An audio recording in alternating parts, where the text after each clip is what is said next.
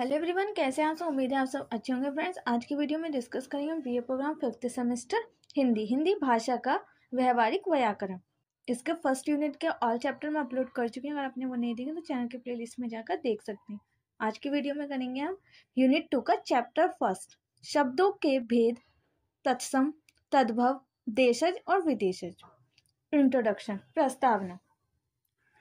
ध्वनियों के सार्थक समूह से वाक्य प्रतीक बनता है। यह वाक्य प्रतीक अर्थवान शब्द है। शब्दों के माध्यम से मनोगत भावों की अभिव्यक्ति होती है और शब्दों के माध्यम से मनोगत भावों की अभिव्यक्ति होती है। अपने भावों की अभिव्यक्ति के लिए जिन शब्दों का उपयोग किया जाता है वे सार्थक होते हैं और अपने भाव को एक्सप्रेस करने के लिए जिन शब्दों का उपयोग किया जाता है, जिन शब्दों का यूज किया जाता है, वो कौन से होते हैं? सार्थक होते हैं। शब्द के द्वारा ही भावों तथा अर्थों की अभिव्यक्ति होती है और शब्द के द्वारा ही भावों की अपने अर्थों की, कि हम कहना क्या चाह रहे हैं, क्या एक्सप्लेन करना चाह रहे हैं, तो वो किसके माध्यम से होती है? शब्दों के माध्यम से ही होती है। शब्दार्थ साथ प्रयुक्त होते हैं और शब्द जो हैं वो शब्दों के अर्थ भी उसके साथ ही प्रयुक्त होते हैं। अर्थात शब्द और अर्थ अलग नहीं है और शब्द और अर्थ अलग नहीं है। मतलब हम जो अपने भावों को एक्सप्रेस करना चाहते हैं तो हम शब्दों के माध्यम से करेंगे और शब्दों के माध्यम से जब हम करेंगे तो उसके अर्थ निकलेंगे। तो शब्द और अर्थ अलग नहीं है। शब्दों को मतलब अपने भावों को एक्सप्रेस करने के लिए शब्दों का यूज किया जाता है जिसके अर्थ निकलते हैं। क्योंकि अर्थ के बगैर शब्द निरर्थक हैं। क्योंकि जब अर्थ नहीं होगा, किसी शब्द को हम यूज कर रहे हैं और उसका कोई अर्थ नहीं है, उसका कोई मीनिंग नहीं है, तो वो क्या होगा? निरर्थक होगा, यानी यूजलेस होगा वो शब्द। और शब्द के बगैर अर्थ नहीं होता और शब्द के बगैर कोई अर्थ नहीं होता। एग्जाम्पल के तौर पे जैसे कि हम हेलो बोल रहे हैं, हेलो का मतलब क्या हो गया? हाय। ठीक है, अगर हम हेलो की जगह हेलो बोल रहे हैं तो उसका कोई अर्थ नहीं है और उसका कोई शब्द भी नहीं है कोई वो। तो इसीलिए क्या होता है कि शब्द के साथ ही अर्थ होते हैं और अर्थ जब भी निकलते हैं जब हम शब्दों का सही यूज करते हैं। ठीक है, अगर शब्द का हम यूज नहीं करते तो वो जो अर्थ होगा वो क्या होगा? निरर्थक होगा, क्योंकि शब्द के बगैर अर्थ नहीं निकल सकते। जैसे मंदी शब्द सार्थक ध्वनि प्रतीक करता है। जैसे कि मंदी शब्द जो है वो क्या है? सार्थक ध्वनि प्रतीक करता है। सार्थक शब्दों के समुच्चय से वाक्य बनता है और जब सार्थक शब्द जो है उनको कलेक्ट किया जाता है तो उसी से क्या बनता है? वाक्य बनता है। किंतु इस प्रक्रिया को भाषा व्यवस्था नियंत्रित या अनुशासित करती है लेकिन क्या करती है? जो ये शब्द हैं, जो शब्दों को कलेक्ट करके जो वाक्य बनाए जाते हैं वो किसी एक प्रोसेस के माध्यम से किया जाता है। उनको व्यवस्था की जाती है, उनको सुशासित किया जाता है, यानी कलेक्ट कर उनके वाक्य बनाए जाते हैं शब्दों को और उसी से अर्थ निकलते हैं। शब्द शब्दों से बना है। शब्द कैसे बना है? शब्द से बना है जिसका अर्थ ध्वनि करना है। जिसका अर्थ क्या है? ध्वनि करना है, वॉइस करना है।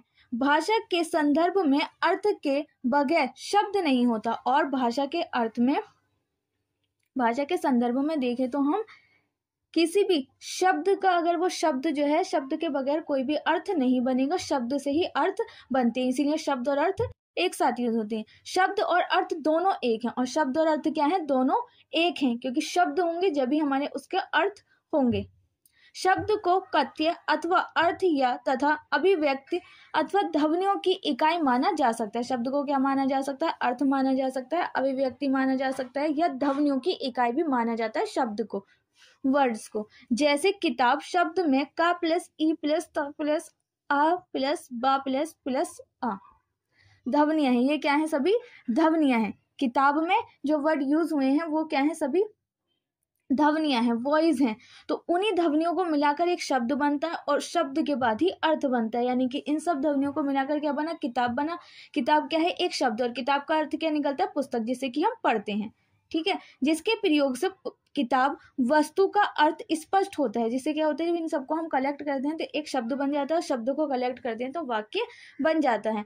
ठीक है, तो जो किताब शब्द है उसका अर्थ स्पष्ट होता है किसे? जो उसको नाम दिया गया है किताब, यानी कि पुस्तक। कथ्य और अभिव्यक्त दोनों से शब्द बनता है और कथ्य और अभिव्यक्ति दोनों से ही शब्द बनता है। शब्द की अभिव्यक्ति होते ही कथ्य अथवा अर्थ स्पष्ट हो जाते हैं। और शब्दों की जैसे ही अभिव्यक्ति होती है वैसे ही शब्दों के अर्थ स्पष्ट हो जाते हैं कि शब्द जो है वो कहना क्या चाह रहा है, उसका क्या मीनिंग है, क्या अर्थ है। आता है शब्द के भेद। शब्द के भेद, भाषा में शब्दों को जरूरी माना जाता है। जब भाषा जो बोली जाती है उसमें शब्दों को जरूरी माना जाता है और भाषा की अभिव्यक्ति उसके शब्द पर निर्भर करती है और भाषा की जो अभिव्यक्ति है वो उसके शब्द पर ही निर्भर करती है। शब्दों के 4 भेद माने जाते हैं, तत्सम, तद्भव, देशी और विदेशी। शब्दों के कितने भेद हैं? 4 भेद हैं, तत्सम, तद्भव, देशी और विदेशी। तत्सम शब्द, ये शब्द हिंदी की संस्कृत निष्ठ शैली में मिलते हैं। इनके भी 2 प्रकार हैं। जो तत्सम शब्द हैं वो किस में मिलते हैं? संस्कृत निष्ठ शैली में मिलते हैं और इसके भी 2 प्रकार हैं। एक तो होते हैं परंपरागत और दूसरे होते हैं निर्मित। एक कौन से होते हैं? परंपरागत होते हैं और दूसरे होते हैं निर्मित। ठीक है। और परंपरागत शब्द वे होते हैं जो कि संस्कृत से लिए गए हैं। परंपरागत शब्द कौन से होते हैं? जो कि संस्कृत भाषा से लिए गए हैं। और निर्मित शब्द जो उनसे होते हैं वो होते हैं जो कि आधुनिक रूप से बनाए गए हैं। जिनको आधुनिक रूप से बनाया गया है उनको क्या कहते हैं? निर्मित शब्द। और जो परंपरागत शब्द हैं वो किससे हैं? संस्कृत भाषा से लिए गए हैं। ठीक है। और जो संस्कृत भाषा से लिए गए परंपरागत शब्द हैं वो कौन कौन से? तत्व, ज्ञान, दर्शन, कृपया, वैविध्य और आस्तिक। ये शब्द जो हैं वो संस्कृत भाषा से लिए गए हैं। और जो निर्मित शब्द हैं वो हैं उपसर्ग, संधि से भी शब्द बनते हैं। संस्कृत के तत्सम सिर्फ भाषा के प्रति परिनिष्ठता रूप में प्रचलित है। किसमें प्रचलित है? परिनिष्ठता रूप में प्रचलित है। इनसे कई परिभाषिक शब्द बनते हैं। तद्भव शब्द, तद्भव शब्द कौन से होते हैं? ये वे शब्द हैं जो संस्कृत से हिंदी तक आते आते परिवर्तित हो गए। ये तद्भव शब्द कौन से शब्द हैं? वो शब्द हैं जो कि संस्कृत भाषा से तो लिए गए बट संस्कृत भाषा से आते आते वो हिंदी में ही बदल चुके हैं, चेंज हो चुके हैं, परिवर्तित हो गए हैं तथा अब हिंदी के अपने मानक शब्द बन चुके हैं। और अब ये क्या हो चुके हैं? हिंदी के ही मानक शब्द बन चुके हैं, हिंदी के ही करेक्ट शब्द बन चुके हैं। मानक शब्द कौन से होते हैं? जो कि करेक्ट होते हैं, जो कि यूज करने में इस्तेमाल किए जाते हैं। अमानक शब्द कौन से होते हैं? जिनका कोई सेंस नहीं बनता है। ठीक है, यानी कि उस शब्द का अर्थहीन होते हैं शब्द, तो उनको क्या कहते हैं? अमानक। और मानक शब्द कौन से होते हैं? जिनका अर्थ बनता है। जैसे मुख से मुंह, जैसे मुख से मुंह। अब मुख बोले तो कोई अर्थ नहीं बना, लेकिन मुंह से सबको पता है कि मुंह का अर्थ क्या होता है? फेस हमारा। ठीक है। तद्भव रूप धीरे धीरे सहज बनकर अपनी स्वाभाविकता के कारण हिंदी भाषा में प्रयुक्त होते हैं। और जो तद्भव रूप है ना वो धीरे धीरे सहज बन जाते हैं और अपनी स्वाभाविकता के कारण हिंदी भाषा में प्रयुक्त होते हैं। जिस प्रकार तत्सम औपचारिक कार्यों में ही अधिक प्रयुक्त होते हैं, जिस तरह जो तत्सम शब्द हैं वो औपचारिक कार्यों में ही, जो फॉर्मल कार्य होते हैं उन्हीं में प्रयुक्त होते हैं, उसी प्रकार तद्भव भाषा अनौपचारिक प्रसंगों में प्रयुक्त होती है। और जो तद्भव शब्द हैं वो अनौपचारिक जब हम कार्य करते हैं तो उनके लिए यूज करते हैं। यानी कि जैसे हम इनफॉर्मल बातें कर रहे हैं तो उनके लिए हम कौन से यूज करते हैं? तद्भव शब्द यूज करते हैं। और तत्सम जो शब्द हैं वो औपचारिक रूप से कार्य में यूज होते हैं।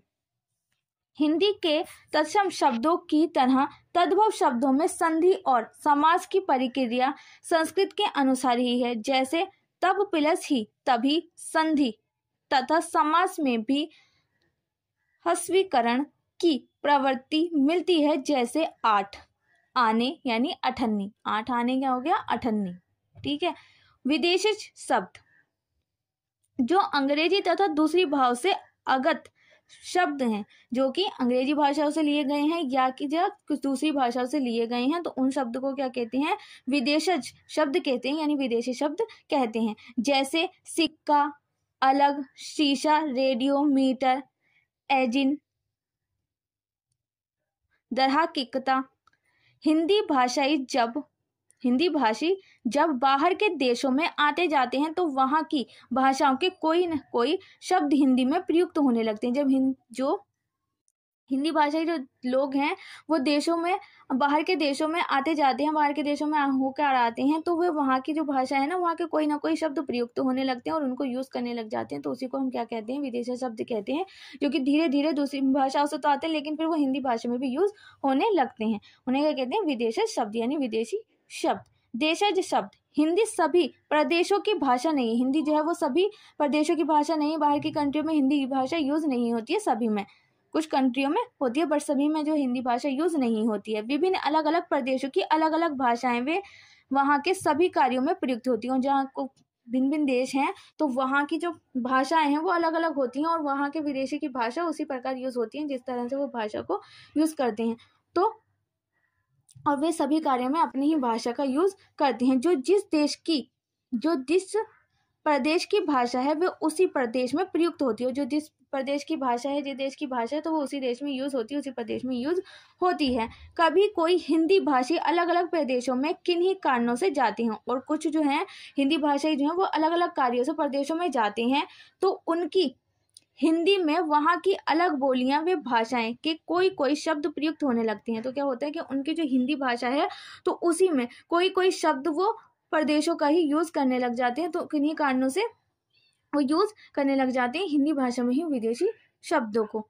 तो फिर प्रयुक्त होते होते हिंदी में भी प्रचलित हो जाती हैं। फिर जब हम उन भाषा को यूज़ करते रहते हैं, हमने डेली लाइफ में हम कहीं जाते हैं तो उन भाषा को जैसे कि लैंग्वेज को कैप्चर करते हैं, तो वो हमारी जो हम बोल रहे हैं डेली की बोलचाल में हम हिंदी भाषा यूज़ करते हैं, तो उसी में उस भाषा को भी कैप्चर कर लेते हैं, उसको अपना लेते हैं, जिससे कि वो भाषा भी हम हिंदी भाषा में ही मिलाकर यूज़ करने लग जाते हैं। तो हिंदी भाषा में ही प्रचलित हो जाते हैं वो शब्द। उन्हें देशज शब्द कहा जाता है। उन्हें क्या कहा जाता है? देशज शब्द कहा जाता है। ये वे शब्द हैं जो किसी भारतीय भाषा में से मानक हिंदी में आए हैं। वे कौन से शब्द हैं? ये वे शब्द हैं जो कि किसी भारतीय भाषा से मानक हिंदी में आए हैं। जैसे किफायत, हड़ताल और चालू। जैसे कौन कौन से शब्द हैं? किफायत, हड़ताल और चालू। ये था फ्रेंड्स आपका यूनिट 2 का चैप्टर 1। नेक्स्ट वीडियो में करेंगे हम यूनिट 1 का चैप्टर 2, शब्दों की व्याकरणिक कोटियां।